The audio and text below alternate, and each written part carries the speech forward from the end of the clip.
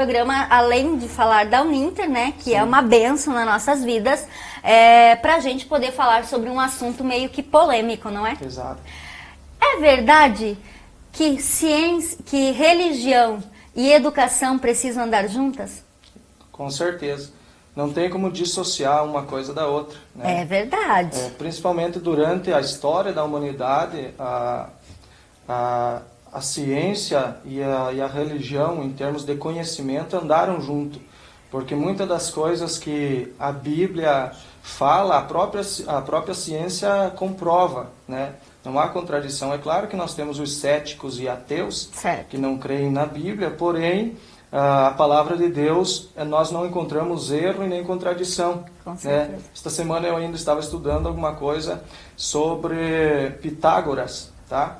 E eu via a história de Pitágoras comparando com a história de Jesus. Existem muito mais elementos históricos comprovando a existência de Jesus, que ele de fato existiu, do que Pitágoras. E Pitágoras é o papa da matemática, o famoso teorema de Pitágoras, né? E da ciência. Né? Mas, historicamente, nós temos mais elementos comprovatórios históricos da vida de Jesus do que de Pitágoras. Tá vendo aí, gente? Olha só que legal. Qual é a importância da religião na educação? Por que eu preciso ter religião e educação juntas? Primeira coisa, porque o ser humano, ele não é só carne, só matéria, ele também é um ser espiritual por natureza. Se o ser humano, se qualquer um de nós aqui não formos cristãos ou não servirmos a Deus, qualquer um de nós vai encontrar de alguma forma alguma religiosidade. Por exemplo, quando os portugueses chegaram aqui no Brasil, os índios já tinham a sua religiosidade com elementos da natureza. Pela arqueologia nós vemos que antes mesmo do povo hebreu, o povo hebraico, sair de Abraão, já existiam vestígios de outras civilizações com elementos da divindade, né? Crendo em certos elementos da natureza, animais fazendo divindade, ou seja, o ser humano ele é um ser espiritual por natureza. Então não tem como dissociar religião de educação. O que acontece é que nos dias de hoje, principalmente nas escolas, nós vemos assim um dilema.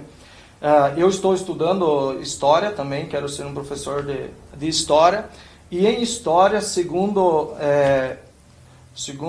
vamos dizer assim, a pedagogia, né, eles dizem que o professor ele não pode estar dissociado de um pensamento político, ou seja, o professor deve expressar seu pensamento político. Por isso que a maioria dos professores são contra esse projeto de lei agora que foi lançado, que é para não falar de política, né, nas escolas.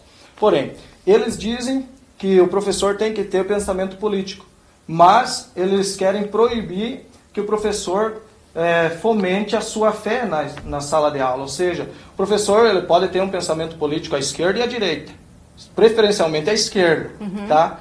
Mas não pode falar sobre religião. Eu não estou falando aqui no sentido de catequizar as crianças, dizer, você é obrigado a ser da minha religião. O professor de ensino religioso jamais vai fazer isso. Mas é uma contradição. Mesmo porque tem que ter ética, né? Exato. A ética diz que o professor, em sala de aula, ele deve transmitir o conhecimento, fazer com que os alunos aprendam, sem que ele catequize, obrigue eles a pensar... Sem que ele induza, né? Da maneira que ele pensa. É isso aí. Cleverson, e por falar em política, sim, isso envolve também, né, religião e política, educação, religião, enfim. O que a política hoje está de maneira indusória, digamos assim, inserida na religião, ou vice-versa, ou o que hoje a religião está inserida, está induzindo a política? Fala um pouquinho para mim sobre isso. Isso é uma coisa que sempre existiu, não é um fato novo, porém, com o advento, vamos dizer assim, do crescimento da igreja evangélica exponencialmente no Brasil, provavelmente o censo do IBGE do ano que vem vai comprovar o crescimento substancial dos evangélicos no Brasil. Né? O que isso acarreta? Muitos personagens, ícones do meio evangélico e religioso se envolveram, entraram na política. Isso para o bem, tanto para o mal. Então, quantos projetos foram impedidos de serem aprovados na Câmara e no Senado que iam contra valores cristãos e valores da família, né?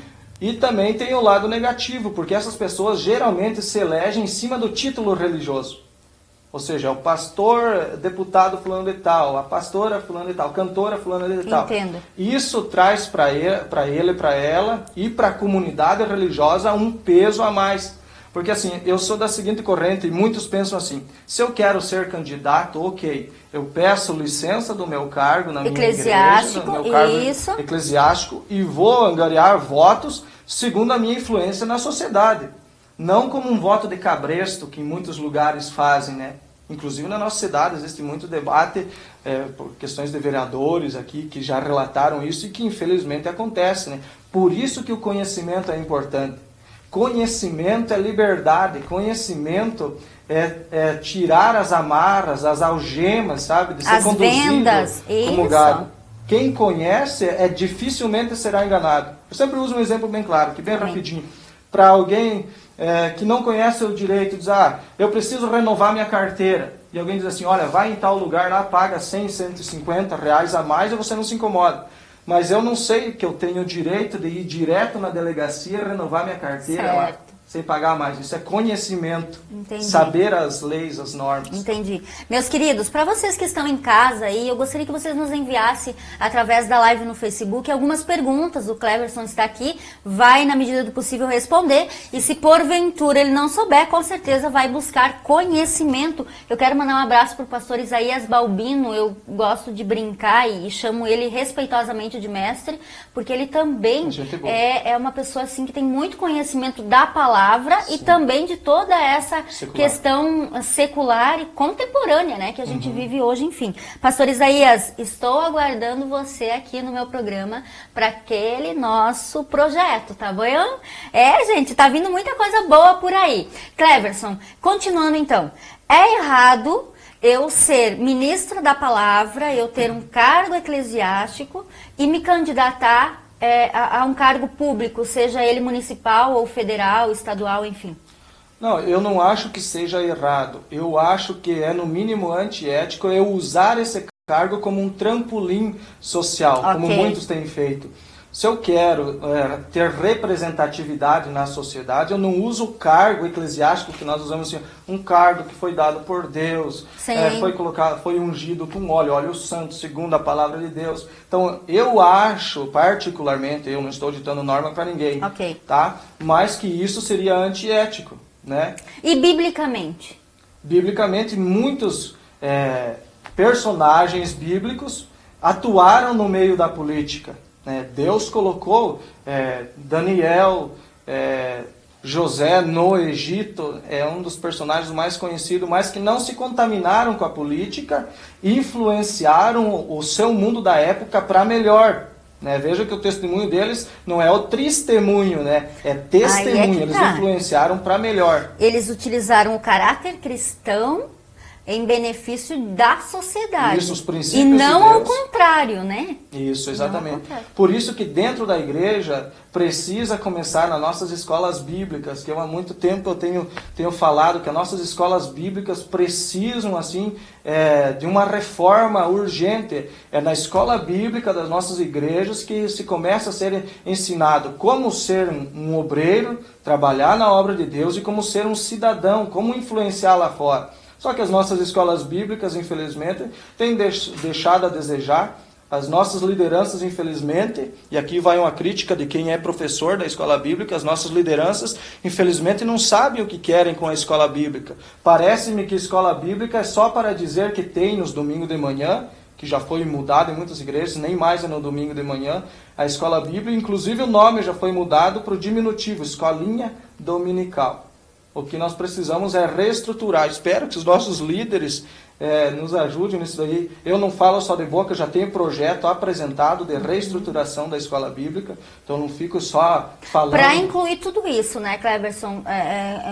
Base bíblica para que a gente possa, sim, ter representantes na sociedade, no meio político, né? Mas que estejamos lá com ética. Isso. Não é? Exatamente. Ética e conhecimento, que é o que entra a educação. E influencie para o bem, né? Porque nós somos influenciadores e no meio onde nós estamos É das duas umas. Ou influenciamos ou somos influenciados. Ontem mesmo eu estava assistindo uma sessão conjunta da Câmara dos Deputados, um deputado expoente no Brasil, no meio evangélico, sendo envergonhado lá por ato que ele tinha cometido. E isso não envergonha só ele, o caráter dele, porque o título que ele carrega é de um evangélico, de um pastor. E isto sobra para todos os demais. Pega toda a leva, né? Cleverson, o nosso tempo aqui já está quase estourando, gente. Olha só, mas tem um pessoal aqui lá de Itajaí, né? A Tere França, boa noite, Center. Eu mando um beijo para você, mando um beijo para todos aí. Obrigado por estar com a gente, tá? Priscila Falcão, paz, que Deus abençoe a sua vida, minha querida. Olha só, o Adelmo Soares, que é o meu esposo, né? Está aqui com a gente. Ele está dizendo assim que a escola bíblica e o culto de ensino é muitíssimo importante. Exato, é a base. Porque o cristão, ele sai da escola bíblica, ou deveria sair preparado, aí sim, para um curso teológico, para uma faculdade, mas tendo uma base, tendo conhecimento. Preparado, inclusive, para enfrentar, e esse enfrentamento que eu estou dizendo não é para brigar, é um enfrentamento de conhecimento com o mundo. Né, que esteja preparado, porque hoje em dia, com toda a rede social, com tudo aquilo que a gente tem, nós temos o conhecimento muito à mão, porém, é um conhecimento vago, é um conhecimento de Google. Né? E virou um ringue de UFC, né? Infelizmente as pessoas se fecham no seu quadrado. Eu tenho bíblias do Testemunho de Jeová. Tenho aqui uma colega, amiga minha. Isso, vamos falar das Bíblias. Uma ministra da Igreja Católica me emprestou uma Bíblia dela. Ou seja, nós devemos ter no nosso círculo de amizade pessoas que não sejam somente do nosso mundo. Claro! Gente, olha aqui, religioso. Tem a Bíblia judaica completa, tá? Nós não podemos nos fechar somente, nós precisamos buscar conhecimento. Quando eu comecei a estudar, e eu gosto muito de história, eu fui a fundo estudar todas as populações mundiais, né? O porquê que lá na Índia eles adoram, né, um animal, porque que lá... Mais de 20 mil deuses existem. Isso. Então, nós precisamos ter o conhecimento de tudo isso, gente. E olha, eu gostei dessa Bíblia judaica, hein? Essa é uma Bíblia para judeus messiânicos, ela tem uma linguagem para Editora Vida. Isso. Olha só, o Cleverson tem uma grande gama aí, né? Que é a mesma editora dessa Bíblia que eu estou aqui em mãos, a arqueológica. Me disseram aquela última vez, tu deixou a melhor Bíblia sem falar. Essa daqui é uma das melhores Bíblias mesmo, a Bíblia arqueológica. Também da Editora Vida. Também da Editora Vida. Para quem gosta de conhecimento, essa daqui é uma Bíblia usando a linguagem NVI, que é a nova versão internacional, bem tranquilo de compreender o texto bíblico, metros, centímetros, que no Antigo Testamento a gente conhece por ciclos, né, a linguagem judaica. Tá na nova versão internacional, ela está, vamos dizer assim, atualizada para o nosso português, então tu consegue entender os textos mais difíceis. E o conhecimento é uma das riquezas que ninguém tira da gente. Exato. Né? Podemos perder tudo nessa vida, agora conhecimento ninguém tira. Conhecimento a não ser e fé. Que não podemos perder a fé. Né? Mas com certeza. Conhecimento com certeza. Ninguém nos tira. E até porque para que a gente possa ter um senso crítico e também ter a certeza da fé que professamos, não é? Eu creio nisso. E mais uma vez, eu quero que você fale então dessa sua Bíblia. Palavras-chave, é isso? Isso, Bíblia. Por que palavras-chave na Bíblia?